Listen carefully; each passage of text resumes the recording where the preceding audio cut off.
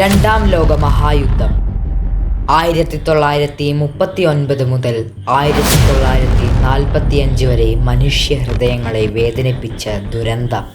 ഇതിൽ ഒരു വശത്ത് ജർമ്മനി, ഇറ്റലി, ജപ്പാനും മറുവശത്ത് ഫ്രാൻസ്, ബ്രിട്ടൻ, സോവിയറ്റ് യൂണിയനുമായിരുന്നു. ഈ കാലഘട്ടത്തിൽ തന്നെ ജപ്പാൻ അവരുടേതായ വലിയ ഒരു സാമ്രാജ്യം കെട്ടിപ്പണിതിട്ടുണ്ടായിരുന്നു. എങ്കിലും ജപ്പാന് ആവശ്യമായ 80% എണ്ണയും അമേരിക്കയായിരുന്നു നൽകിയത്. അമേരിക്കയ്ക്ക് ജപ്പാന്റെ ഈ വളർച്ച അത്ര ഇഷ്ടമായിരുന്നില്ല. ഇതിനു വേണ്ടി തന്നെ അമേരിക്ക മാൻഹാട്ടൻ പ്രോജക്റ്റ് എന്ന പേരിൽ പല പരീക്ഷണങ്ങളും നടത്തുന്നുണ്ടായിരുന്നു. അങ്ങനെ അവരിലേക്ക് എത്തിച്ചേർന്ന ഒരാളാണ് റോബർട്ട് ഓപ്പൺഹൈമർ. അവരുടെ പരീക്ഷണങ്ങൾ പുറത്ത് വലുതായി അറിയുന്നുണ്ടായിരുന്നില്ല. അതുതന്നെയായിരുന്നു അമേരിക്കയ്ക്ക് വേണ്ടത്. അവർ അങ്ങനെ ഒരു ബോംബുണ്ടാക്കിയിരുന്നു. സാധാരണ TNT ബോംബല്ല, അതിനും പല മടങ്ങ് ശക്തിയുള്ള ഒരു അറ്റോമിക് ബോംബ്. ആദ്യമായി അവർ അത് പരീക്ഷിച്ചപ്പോൾ വലിയ ഒരു പ്രകാശഗോളം ആകാശത്തേക്ക്, പിന്നീടൊരു വലിയ ശബ്ദവും.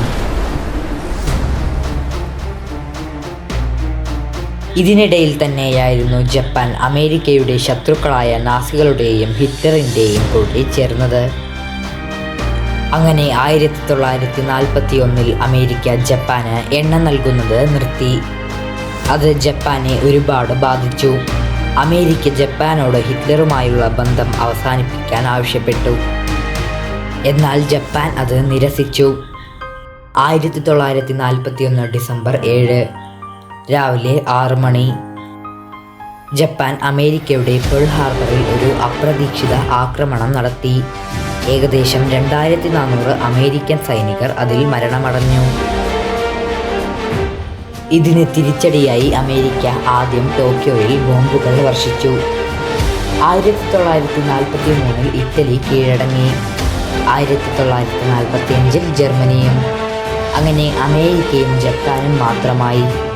അങ്ങനെ 1945 അമേരിക്കൻ പ്രസിഡന്റ് ഹാരി ട്രൂമൻ ജപ്പാനോട് കീഴടങ്ങാനും അല്ലെങ്കിൽ വലിയ വിപത്ത് ഉണ്ടാകുമെന്നും പറഞ്ഞു. ജപ്പാൻ വീണ്ടും നിരസിച്ചു.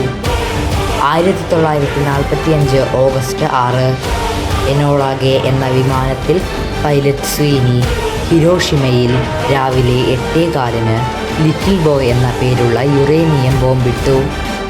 ആകാശം മുട്ടുന്ന തീകോളം, 4000 ഡിഗ്രി ചൂട്, ഒരു സൂര്യൻ ഭൂമിയിൽ പതിച്ച പോലെ. ഏകദേശം 80,000 പേർ അപ്പോൾ തന്നെ മരിച്ചു. ഹാരി ട്രൂമാൻ വീണ്ടും മുന്നറിയിപ്പ് നൽകി. ജപ്പാൻ അത് കാര്യമാക്കിയില്ല. അങ്ങനെ 1945 ഓഗസ്റ്റ് 9 അമേരിക്ക ജപ്പാനിലെ കൊക്കുറയിൽ ഫാറ്റ്മാൻ എന്ന ബോംബുമായി എത്തി. എന്നാൽ മേഘക്കൂട്ടം കാരണം അവിടെ തന്നെ കുറച്ചു സമയം കാത്തുനിന്നു. എന്നാൽ അവർ സമയം മൂലം നാഗസാക്കിയിലേക്ക് എത്തി. അവിടെ ഫാറ്റ്മാൻ വീഴ്ത്തി. അവിടെ ഏകദേശം 100,000-ലധികം പേർ മരിച്ചു. അങ്ങനെ ഒടുവിൽ ജപ്പാൻ കീഴടങ്ങി. മറ്റുള്ള സ്ഥലങ്ങൾ അല്ലാതെ ഹിരോഷിമയും നാഗസാക്കിയും തിരഞ്ഞെടുക്കാൻ കാരണം അത് അവരുടെ സൈനിക കേന്ദ്രങ്ങളാണ്. ഇതൊക്കെ നമ്മൾ അറിയുന്നത് എന്തിനാണ്? ഇനി ഇതുപോലുള്ള വിപത്തുകൾ ഉണ്ടാകാതിരിക്കാനാണ് നമ്മൾ ഈ കാര്യങ്ങൾ അറിയുന്നത്.